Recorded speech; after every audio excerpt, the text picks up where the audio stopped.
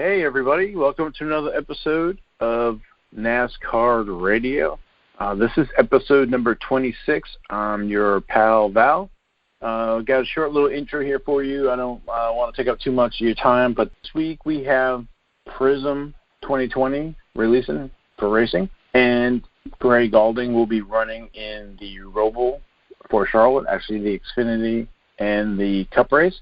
And like before, Panini and Gray Gaulding got together to do a Zoom call Q&A for fans.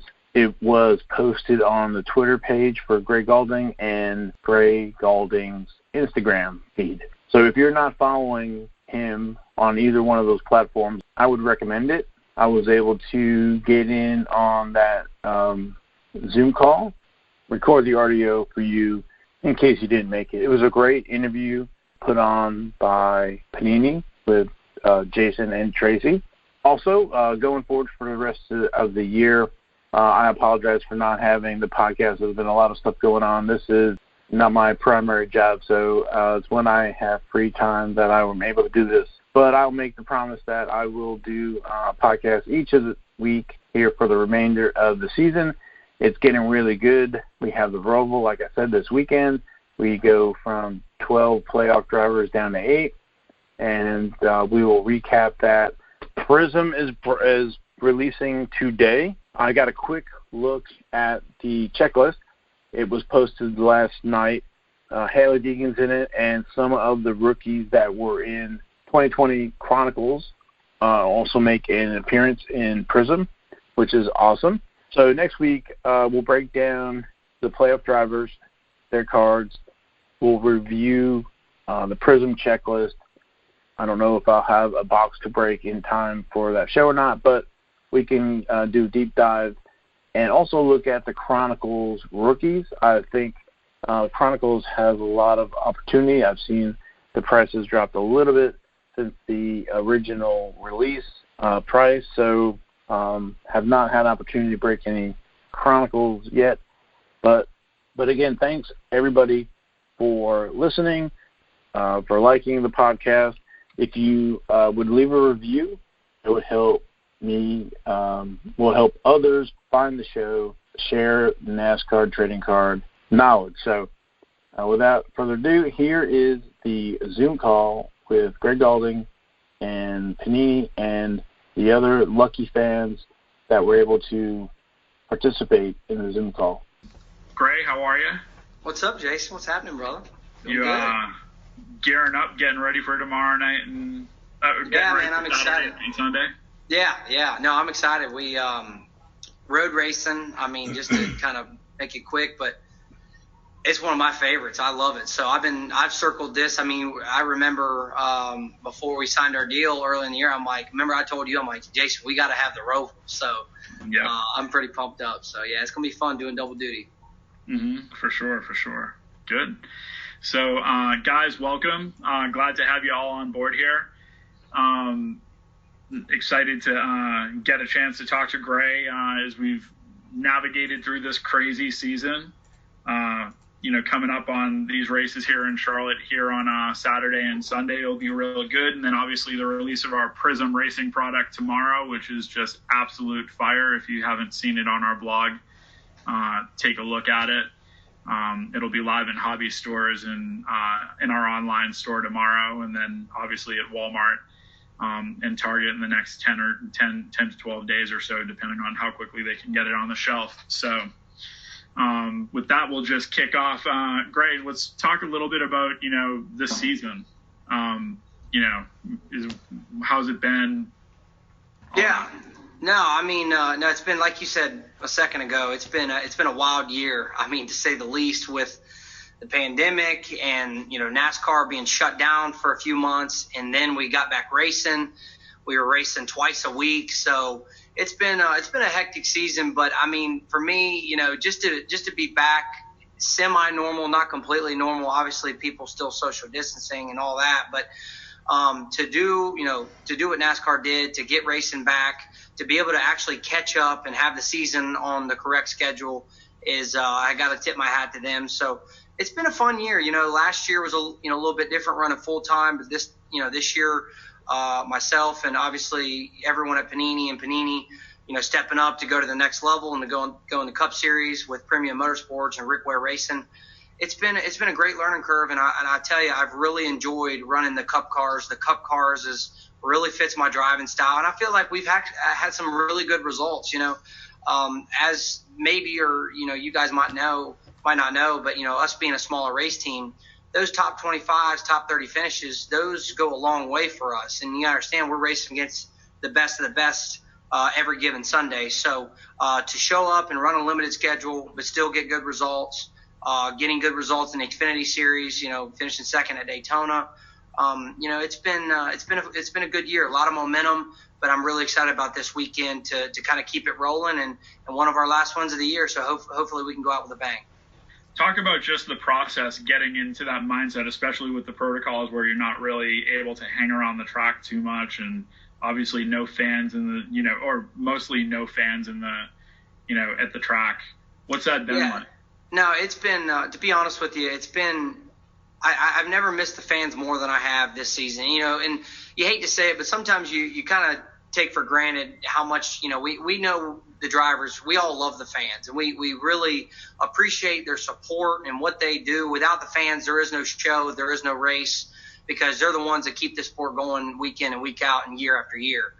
But, to race in front of no one, the beginning of the year, absolutely nobody, that was like the craziest experience that I've ever felt. Like that doesn't even happen growing up when I was racing like little, Saturday night shows locally. Like there might still only be 100 people, but you're still racing in front of someone. But to absolutely have zero is unbelievable. So something I'll definitely never forget, because if someone would have told me, 8 months or a year ago that next year we'd be racing with no fans, no people in the garage area, everyone's going to be wearing masks, I would have said you're crazy. But obviously that's what happened, but it's for good reason though, trying to keep people safe, and I get all that. But to have a little bit of, a small amount of fans back really means a lot. But it's so weird. I haven't touched a Sharpie all year. Like normally before I leave the hauler, like I'm given like 3 things. I get my water, my earplugs, and a Sharpie to sign autographs going to the car. So I think for me, not picking up a Sharpie and signing autographs going to my car is like the craziest thing. But all in all, though, it was for good reason. So we're back racing, and I really think we did the best with everything going on in the world that we possibly could. So definitely a wild change. Mm-hmm. Well, the good news is that we've kind of kept your hand and your signature, steady. No, you guys got that covered. Trust me. Yeah. Yeah, the Panini cards, I get enough work out with the right hand a little bit. There you go. And you signed some cards for our Panini Prism product. We sent you a couple of pictures of that last night of some of the cards that'll be going live here tomorrow. What do you think? Oh, man, I love it. Obviously, I tell people all the time, and I don't say that just because, you're my sponsor, but you guys go to the next level. Sometimes I look at cards like from last year and the year before, I'm like, man, these are pretty sexy looking cards. Like, I don't know how do you get much better than that, but you guys continue.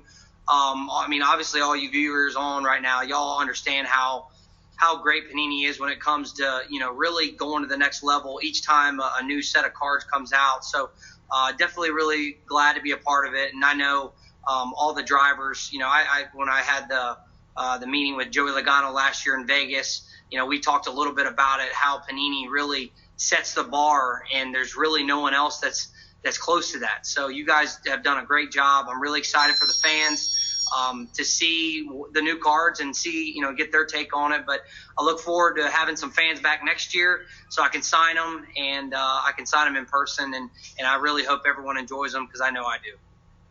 Yeah, I'm biased, but the card that I like the most out of that Prism Racing product is obviously the 27 Panini car. Not just. Oh, yeah. I saw that on the gallery yesterday, and I started texting Tracy and Scott and Gina going like, oh my God, this is ridiculous. Yeah. I'm with you, dude. I agree 100%. No offense. It's the car. It's not you. It does say your name under it, so we're good. But yeah, honestly, I will have to say the Panini car probably is the best looking car out there over them all. So the design team did a good job this year, and it looks good on the card. Yeah. Cool.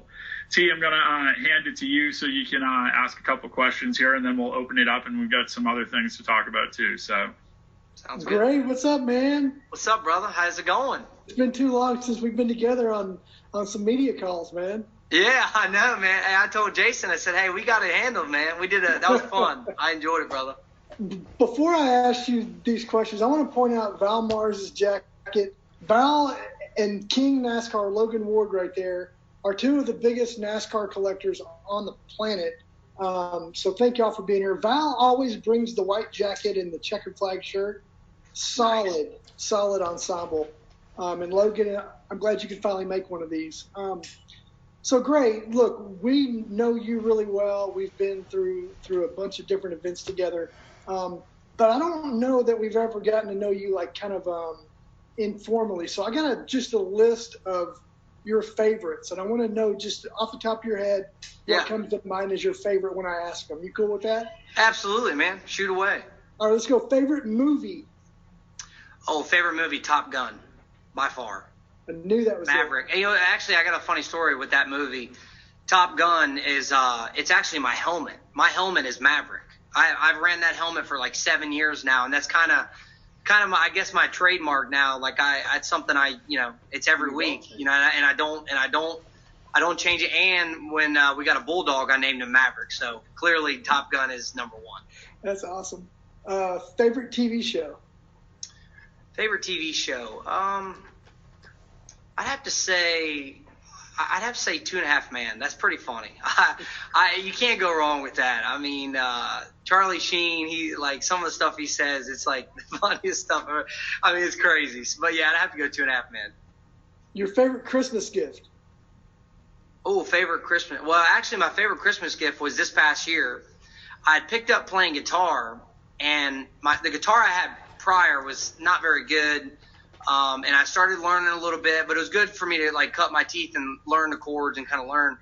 Well, my parents, obviously, they're like, all right, we'll figure something out. So they got me a brand new Mitchell guitar, which is a pretty nice brand, and it hooks up to an amp and everything. So I've been picking that thing for a while now. But yeah, definitely my favorite, the guitar. Okay. Your favorite cartoon? Oh, Tom and Jerry. I used to I remember me and my sisters, we would sit there for hours. And, Tom and Jerry they don't say anything. Uh-huh. You kind of just watch them, right? Tom, Jason, Jerry, or, for us growing up, that was always our thing. It was like, my sisters loved Disney Channel, but it was always Cartoon Network for me with Tom and Jerry. Your favorite book? Favorite book, I'd have to say for me, the Tim Tebow book was really good. To be quite honest, I'm not a big book reader, but I'm kind of one of those people, like even in school. Like I was the kid in school. As I got older, I started to read more, but when I was a kid, I had the same book the whole year. It was my library had one racing book. We only had one. Well, every time, as a kid, you go back and you read it for a week, and then you go back. I just kept reading it over and over, and I liked looking at, they had pictures like the inside of the cars. So in like the 4th, 5th grade, I had the same book for an entire year because we didn't have many racing books in Virginia. So I was like, well, man, I want to read racing. I like the racing part. So I did that, but as I got older, I started to read more, and the Tim Tebow book was really good. I mean, just like his background, obviously his faith, and, what it takes to be on top of your game on the football field and then away, but still able to, spend time with family, still be normal. I thought that was a really, really intriguing book, and I love learning about different athletes in the world of sports. That's probably Tracy's third favorite person after John Elway and Greg Gaulding, so FYI. Oh, there you go. Okay, so I picked a good one then.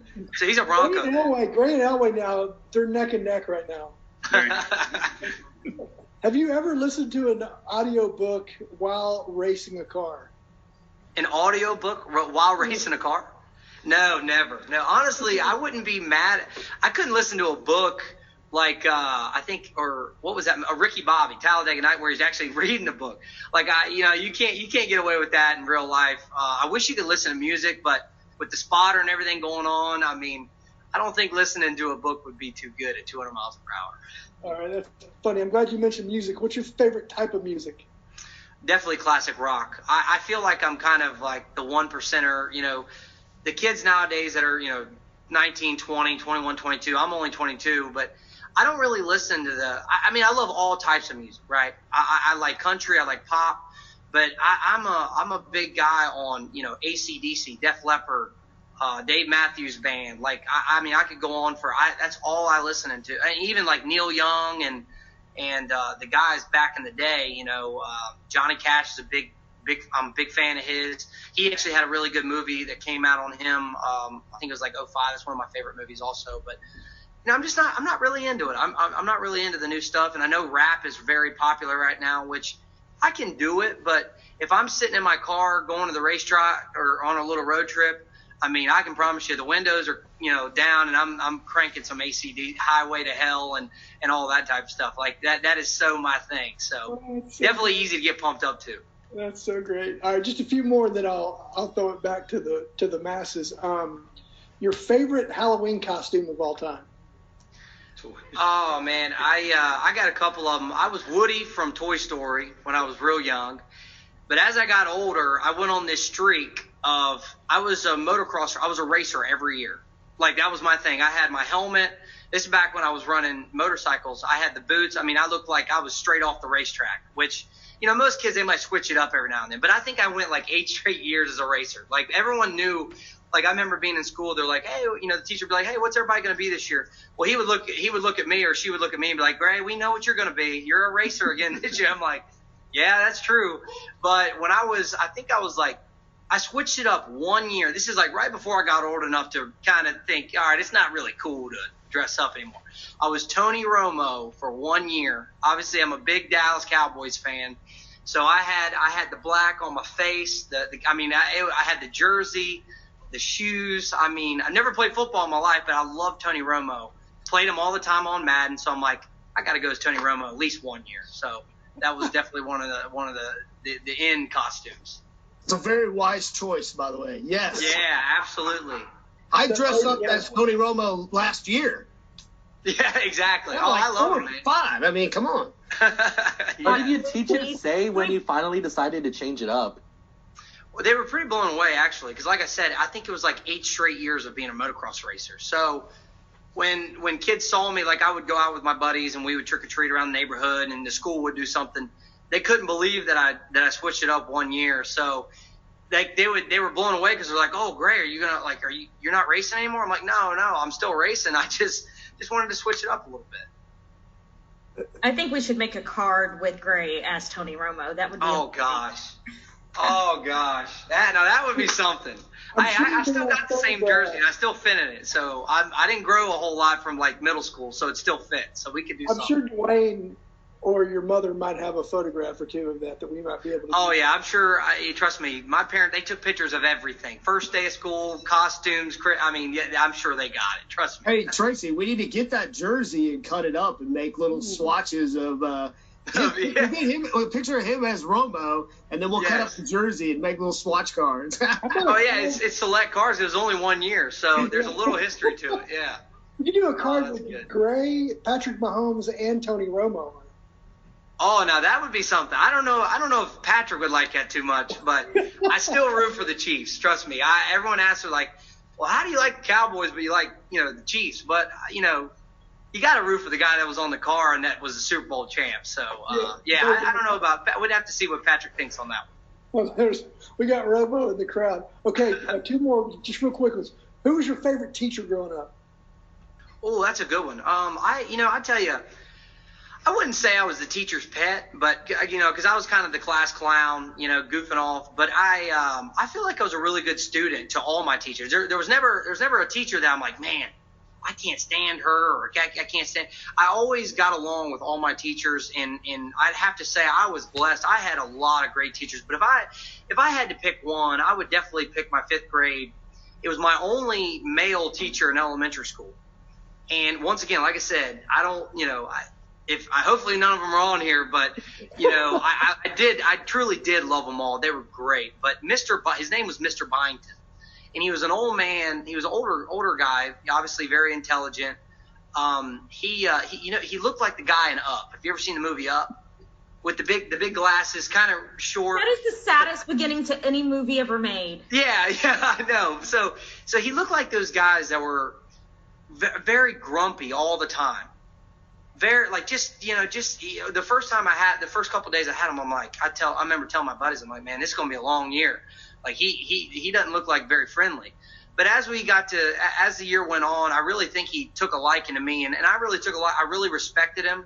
If kids were goofing around or not paying attention, in which I didn't pay attention, as much as I should have in school, but I respected him on a different level to be like, man, like he's really counting on us to do well, and I wanted to. He's like a driver and a crew chief. Here's like an analogy: is like you really want to impress your crew chief. That's the number one thing as a driver. And for the first time, I'm like, as a student, like, man, like I gotta impress this guy. Like, what do I gotta do to make him smile? And I think that's why we respected each other so much. And I remember being as a kid, I missed a lot of Fridays having to go racing because I was still living in Virginia at the time. He was so cool about me leaving and having to, he knew that was my dream. He knew that Gray's number one is racing in his head, but my parents always told me school's number one, which I told them, yeah, but realistically, I mean, I was drawing pictures of race cars in school, like I wanted to be at the racetrack, but my teacher was so great about letting me do my work beforehand, and I thought we just had a really good relationship. So I haven't heard much. I hope he's still living, but if I ever got to see him again today, I'd love to have him at a race because he was a big part of why I was able to do what I did, missing school. That's awesome. And then one final favorite for me, what's the favorite thing or saying that you want to hear in your headset when you're on the track? Oh man. That's, that I have to go back to my favorite movie, Top Gun. I feel the need for speed. That's right up my alley, that saying, and obviously Days of Thunder is another favorite of mine. I'm going through the smoke, Harry, like when he holds it wide open and misses a big wreck. I can relate to that because I've been fortunate enough, knock on wood, that I've missed 9 times out of 10 of the big ones at Daytona and Talladega. So, yeah, there's a couple good quotes, but it's hard not to go with Tom Cruise. The movies he's in, especially Days of Thunder and Top Gun, are probably my favorite by far. Awesome. All right, that's really all the favorites I had, Jay. Hey, I love that though, man. That was great. Awesome. Because like you said, a lot of people don't get to know me to that level. You know what I mean? Because it's so that was cool. I appreciate it. That was perfect. Awesome. Good deal. We'll bring it back to racing. We'll open it up to a couple of questions here, but before we get there, what do you think of the schedule for next season? They released the Cup races, so you kind of have a sense of where the Xfinity races will also be next year as well. What do you think about it?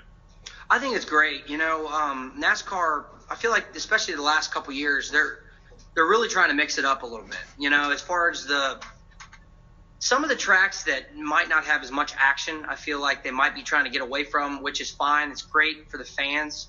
The ROVAL came in 2 years ago when they released that. People were like, what? What the heck are we doing? What are they doing? But it's turned out to be one of the best races of the year. So it's hard to really go against what they're doing. But I love that there's 6 road courses now. We'll be having 6 road races. I think road racing puts on some of the best shows.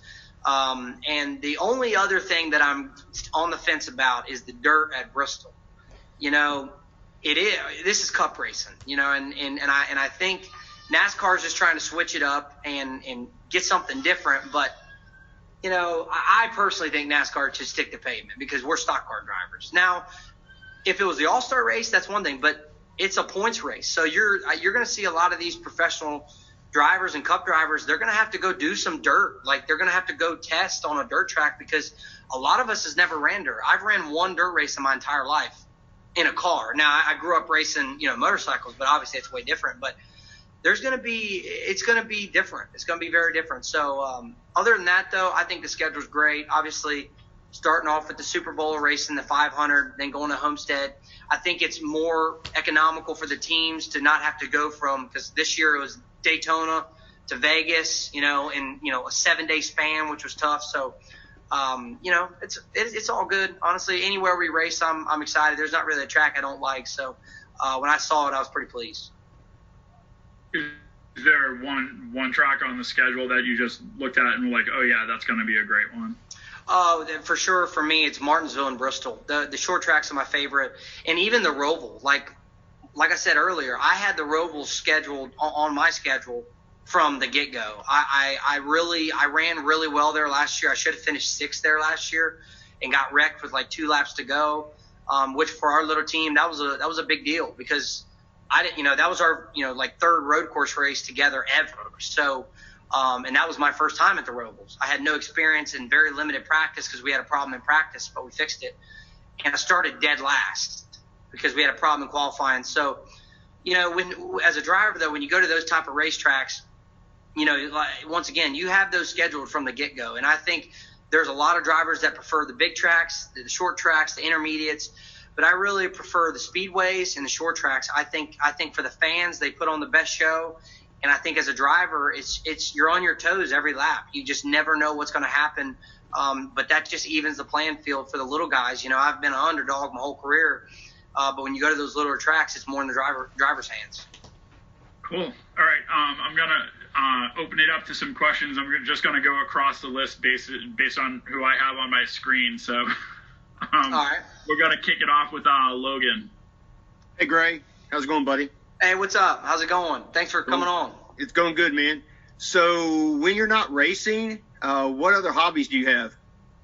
No, that's a good question. When I'm not racing, I think my favorite thing is, once again, I love playing guitar. It's like one of my favorite things, especially now. I've been playing for like almost a year now, and it's so addicting. Once you learn a few chords, it's like you feel like you want to be in a rock band now. Like it's taken over my life. I'm sorry about my neighbors, but it's definitely my favorite. But I'd have to say my second favorite, I love playing golf. Golf is one of those sports I kind of compare it to racing. I think for me it's the closest sport that is like an emotional roller coaster as racing. Take Kurt Busch for an instance. He won at Vegas and got in the big crash the next week at Talladega, last week. So it just shows the highs and lows. And then, with golf, I can get a birdie on the first hole, and the second hole I can get a triple bogey.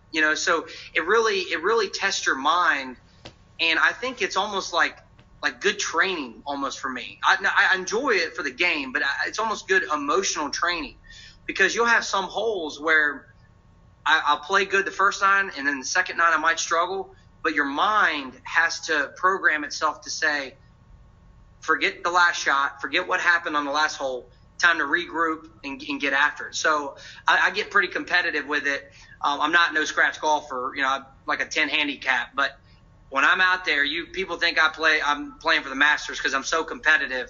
But it's just a really good tool for me to get out there. It's quiet, it's nice, nice weather, and just hit the sticks. Cool. Awesome, great. We're gonna hand it off to Val. Val. Hey, had to unmute there. Thanks, Jason and Tracy, for doing this, and as well to you, Gray. Yes, sir. So I know you've been racing for a while.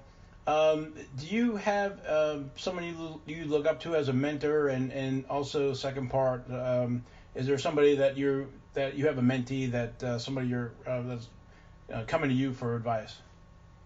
Yeah, great question. I think for me growing up, it was always, Jeff Gordon, Jimmy Johnson. Like I idolized those guys. Like when I started racing stock cars, those are the first guys I looked at. Like, just from the type of people they are on and off the track, I really respected that. Jeff's the same way, but Jimmy Johnson, I thought, like, family guy. He's they call him the GOAT, which I think he's the GOAT to win 5 straight. I mean, that's tough to beat in this era. But just the way he handles himself. And I'll never forget when I first got to Cup, when I just turned 19 years old. I signed a Cup deal when I was 18, ran my first race when I was 19, and I was the new kid on the block. Didn't have a whole lot of experience other than truck and Xfinity, and I kind of got thrown to the wolves, which I loved it because I was racing against the best of the best. I'll never forget, I talked to Jimmy Johnson at Martinsville, and it was like we had known each other like for 10 years. And I'm sitting here thinking, I remember sitting on the couch with my dad and my grandpa and my family, just idolizing him and wanting to be like him and win races. And and just be the next top guy. And now, 10 years later, me and him are talking, racing against each other in the same race. So definitely look up to Jimmy. He's a great mentor to me. But I'd say another guy would be my main, that I've gotten more on a personal day-to-day connection and talking about life, not just racing, life in general, would be Bobby Dotter. Bobby Dotter was a former driver, but he's been a team owner for 20 plus years now. Me and him we just have that relationship because I drove for him last year. He's my team owner. We have that relationship that if he has a problem or he thinks, something's going on, he's the first one to come up to me. And that's why I respect him so much, because me and Bobby, I grew up, knowing him. He was one of the first people I ever met when I moved to North Carolina to chase his NASCAR dream. And then to drive for him, almost make the playoffs, almost win a race. Like, that was like a dream come true for me and him. And even though I don't drive for him now, I've drove for him a couple times this year. We finished second at Daytona. But if I'm in the area, I just stop at his shop. And even if I don't even have to go to his shop, I just go there just so I can chit-chat with him. And a couple weeks ago, all the guys left. I showed up a little bit late. Me and him sat there and talked until 8 o'clock at night, and I didn't even know it was 8 o'clock at night. So he's definitely someone I respect, and I really, really cherish our relationship. But part of your other question about me, being a mentor for others, guys, up in the sport, there's been a few kids that have, kind of come up to me and before NASCAR that I would love to help out. I just love helping other drivers, and because I've been in their shoes. But I think the main thing for me is just being the best role model I can be. It's all about being a good role model to the guys coming up, because I'm not going to be in the Cup Series forever. There's guys behind me that are going to be coming up, and they're going to have to keep the torch going. So the best thing I can do is be the best, human being and professional I can on any given week, and I try to do that day in and day out. Thank you. Yes, sir. Thank you, man. Wesley, you're up. Hey, Gray, big fan. Thank you, Thanks. First Panini, for doing this. This is awesome. I didn't think I was going to get picked for this. But anyway, you kind of touched on it. You said, the Super Bowl of racing is the D500. Do you think that is, awesome to start with the biggest race? Or is there kind of a letdown in the middle since you start off with a bang, whereas, all other sports or baseball, it's the World Series at the end, Super Bowl and so forth at the end? Do you think it's kind of get right into it, and then there's kind of a letdown until you get to, the points and so forth? I mean, I can so relate to that question for sure. I mean, it's definitely different. Like you said, football, the Super Bowl being last, the World Series. I don't know if that will ever happen, but I wouldn't mind it to be, the last race the last race of the year. But the way I look at it also is that last race, Daytona is it's a crapshoot, right? You don't never know who's going to win that race. And I think the history of being in February, of starting off the year saying, all right, everyone's gotten their Daytona 500 cars ready for the off season. That's, I think, my favorite thing is you have all winter to massage on that Daytona 500 car, because that's the biggest race. That is the number one race that every driver wants to win. And I think it's more, as you see behind us, with the cars getting, having 2 months to prepare, I think every crew chief will push every single limit, because they know, okay, this is what we're going to go try to win the biggest race in the world in right here. But I understand what you're saying, but I think it's just I'm a more traditional guy, and I love history, right? I love history. That race is in February. Every year you got 200,000 fans that show up. They make a speed weeks out of it. I like that, and if it stays like that, great. But, you look at some other races, is like the Brickyard this year. I was a little bit let down because of the new schedule. Like, the Brickyard to me is, I want to win on the oval. The Brickyard 400, the history of that oval goes right in with Daytona being the most historic racetracks in the world. Not in the country, in the world. And when they made the Brickyard now a road course race, I think it just took the history out of it, And I understand what NASCAR's trying to do, but me, once again, I'm a traditional guy, and I was a little upset about that. But once again, I think the Daytona 500 is always going to be the traditional Daytona 500. And when we start off the year with it, Heck yeah, I love it. So great question though, man. I can relate. I know where you're coming from. Same here. No, I love that it's the first race because it's like it gets you into that mindset. Well, you got 2 months. Like even as a fan, you got 2 months of building up, saying, all right, counting down the days to Daytona 500, and when that Sunday hits, you're behind the TV or you're up in the grandstands. You watch every second of that race. So it's pretty cool. Absolutely. Good stuff, man. Keep doing you. Hey, thank you, man. I appreciate it. Glad you got picked, man. That's awesome. Thanks for being on. Yeah, great question. It's funny, to Wesley's point on the Daytona 500, I started to think about the Kentucky Derby and how people get so amped up, and that's literally the first horse race of the season. Yeah. It's not even the top horses, it's the babies, for lack of a better definition. And then you get to the Breeders' Cup in October and November, but still similar thing. You get that vibe, that buzz, that hype that people just get so excited about. And I think, to Wesley's point, that Daytona 500 race, man, it's almost like the first sign of spring, right? Like you just get amped up. Like, oh yeah, we're here. We're out of the winter.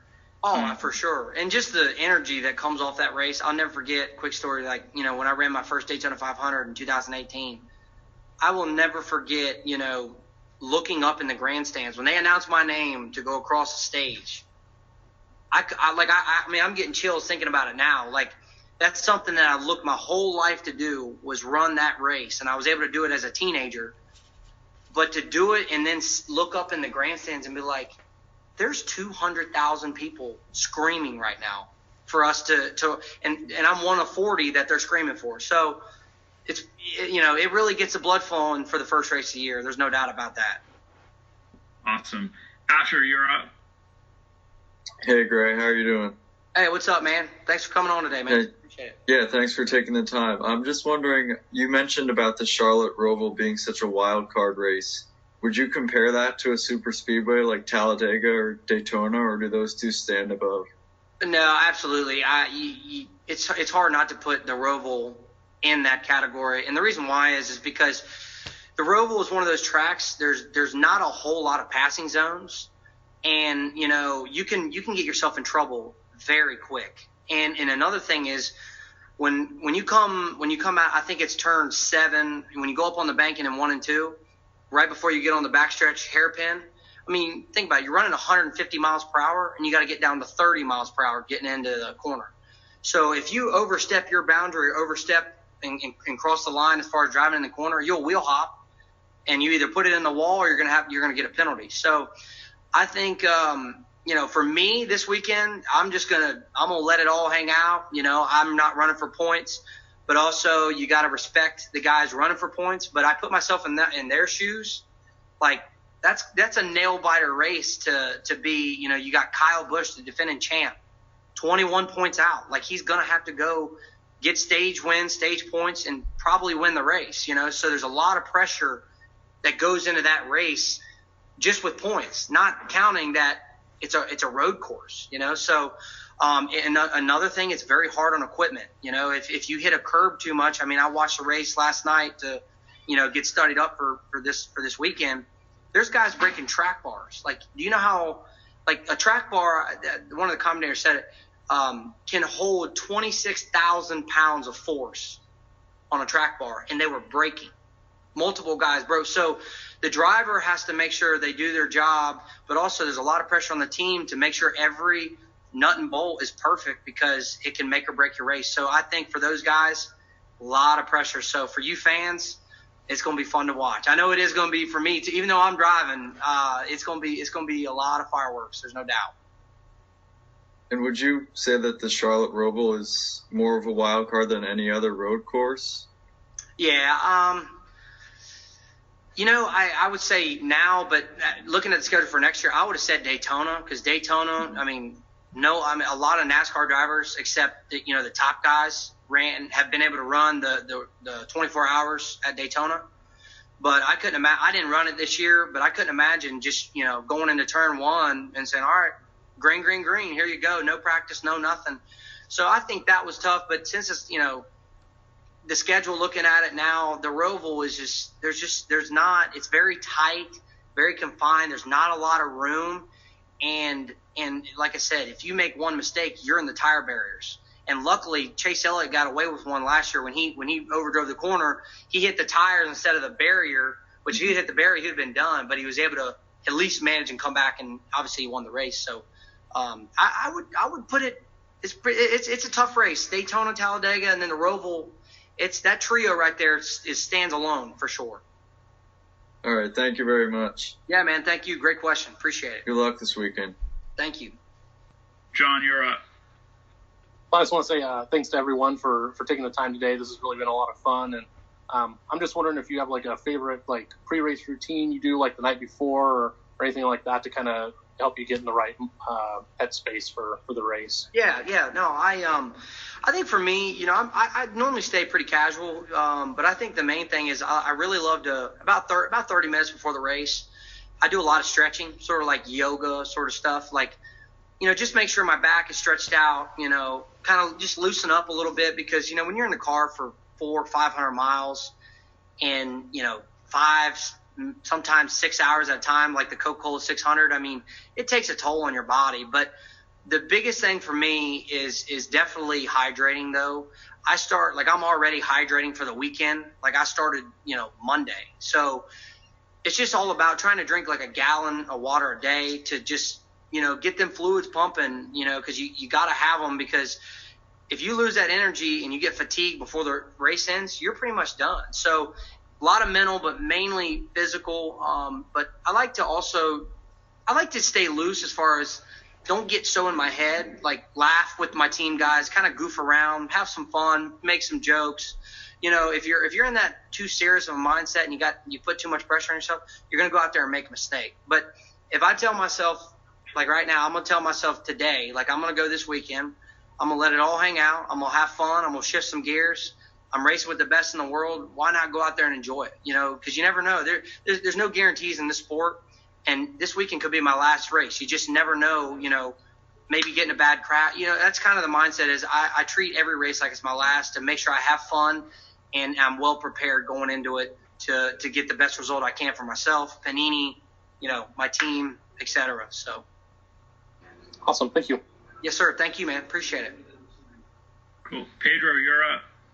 Good afternoon, Mr. Gaulding. How are you doing? Good, man. Hey, thanks again for coming on. I appreciate it. No problem. So my family are actually Cowboy fans. I wanted to show you something. Nice. That's what's up, dude. Love that. Love it. Okay, so I've been following your career ever since you were a teenager. And wow. How do you think your career has been going from the Krispy Kreme car, winning that race at 15, racing for BK Racing, trying to run your first full-time season till now going back and forth between Mike Harmon Racing this weekend and Rick Ware Racing? How has your career as a whole been so far? Man, that's a great question for real. You know, a lot of people don't really ask me that, but I like to talk about it because I've had a kind of a non-traditional path. Let's put it that way. You know, I grew up in Virginia, was racing motorcycles, wanted to be a motorcycle racer.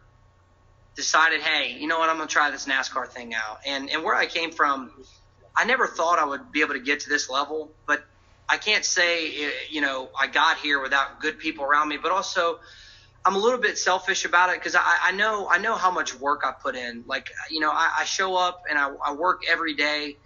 I want to set myself from the rest. I want to be the next level. So I've really put the hard work and effort and determination in the last few years, especially, even in my earlier years. But I've learned so much about my career path in the last 5 years, from where my headspace and mindset was to where I am today. You know, when I was 15, I was kind of the new hotshot kid coming into NASCAR. I was winning in everything that I was running. You know, I was very confident. I wasn't cocky. I was just very confident. And I expected myself to show up and win. And not saying I still have that mindset today, but it's a little bit different level. And how I'm explaining that was in K&N, I was winning, getting poles. Well, as I got a little bit older, I went to the next level. When you go to the next level and you get to the Truck Series, the Xfinity Series, and the Cup Series, these guys are the best of the best. And I was a young teenager, you know? So I had to learn to lose, put it that way. I had to learn to lose, but also say, man, you know, why did that happen? How can I benefit and be better the next time I go? Because I don't want that guy beating me again on that restart I'm going to do the work at home, and the next time I'm in that situation, I'm going to beat him. You know, so I had to train myself that the higher you go, the more you're going to lose. You're going to lose more than you win, and that was kind of a tough thing for me. But when I got to the Truck Series, I ran well. Xfinity Series ran well, but I was still super young. I was very inexperienced, and then I had the opportunity to go to Cup. Think about it. Imagine being an 18-year-old going to the NBA. You know, you go from kicking butt in college, but when you go to the NBA, you know, you're playing against LeBron James and Kevin Durant, the top guys, and that's what I had to learn when I went to Cup. I learned more the first year in Cup than I've learned in my whole career, because I got to watch Jimmy Johnson, Kyle Busch, Truex Jr. I got to watch those guys. Even though they were lapping me, I still got to see them for a little bit to learn and see, like, man, he's getting in the corner this way, and I need to do it this way. So, you know, a lot of people look at my career and go, man, why did he do that? And some people ask me, is there anything that you would change in your career? And I tell them no. I would have loved to ran for Joe Gibbs or Roush Fenway full time, but it didn't happen. You know, I'm not going to cry about it. That's just how it happened. But I can't take away how much I learned running in a very low funded car in the top series. That taught me more than any year of my whole career. And I feel like that's what's molded me to the driver I am today. Is I started from the bottom and I worked my way and didn't quit. Even when a few times I'm like, man, I don't know if I can do this anymore. Getting lapped, running, you know, 35th. Even though I was running good for my car, I just didn't have the car. So that's the main thing. I just learned so much, and I wouldn't change a thing about my career. No regrets. Awesome. Thank you so much again. Yes, sir. Thank you. Good answer, Gray. Amy, you're up. Am I here now? Yep, we can hear you. My question would be, you know how the quarterbacks always dream about winning the Super Bowl as they're coming up through their career. What race do you dream about winning, and who do you race in your dream? You know, that's another really, it's one of those questions for me, it's very simple and very easy. As far as the number one thing for me growing up was I want to win Daytona 500. You know, that's been my number one race I want to win.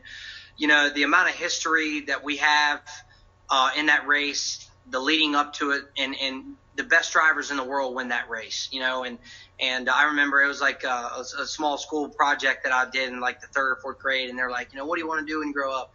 And I wrote down, I want to win Daytona 500. I knew right then that my sights were set on that race and to go out and conquer it. So still working on it. Hopefully in the future, you know, I can get there, and I won't quit until I do. But, you know, the first time I ran that race, it really was so real, because, you know, when you dream about something, like you said, a kid playing football when they're young, you know, yeah, they want to win the Super Bowl or they want to play in the NFL, but it's sad to say, but it's just the reality of it. How many of those kids actually get to do it, you know, and right.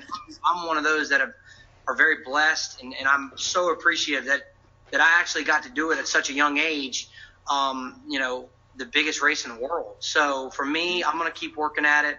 I think if I could dream it up, I would love to be racing, you know, like Kyle Busch or Denny Hamlin, you know, being a fellow Virginia boy, and to like beat him by like 3 inches at the line, like something crazy. But, you know, to have that opportunity one day, I hope I do, but that's definitely number one on the list. Right on. Well, I'll be waiting to see it. All right. Yeah, that's absolutely. Thank you. I appreciate it. No, thanks for having me. Absolutely. Thanks, me. Mason, you're up. Hey, what's up, Gray? Hey, what's up, man? How's it going? It's going all right. My question is, so there's rain in the forecast for Charlotte this weekend. How do you think you'll handle possible weather at the ROVAL? You know, I had a competition meeting at 10 o'clock in the morning. It's kind of what we do is we have like a pre-race meeting. All the drivers get on the phone. We watch film together. We were literally just talking about that a little while ago. It's like, if that does happen, some of the guys are like, nah, I hope it happens. I hope it rains and like until you can't see. Like I want it to rain hard, because I grew up racing legend cars in the rain. You know, when it would rain, I feel like I was so confident. I was more confident in the rain than just as good as I was when it was dry. So I think the reason why is, racing for a small organization, it evens the playing field so much. And a lot of guys don't even have rain experience. You would think, but I got a little bit of rain experience in a car. Obviously, it wasn't a stock car. It was a little Legends car. But I think the coolest part is it's all about throttle control. It's all about acting like there's an egg laid under that throttle and trying to get as much traction as you can. And I think growing up racing flat track motorcycles, I always learned that throttle control, and it was always like programmed in my brain that when you're spinning the tires, that's bad. But if you're going slower to go faster, that's what works. So, like I said, I hope it pours all day, and I think it'll be great for the fans. We haven't seen a rain NASCAR race in 10 plus years.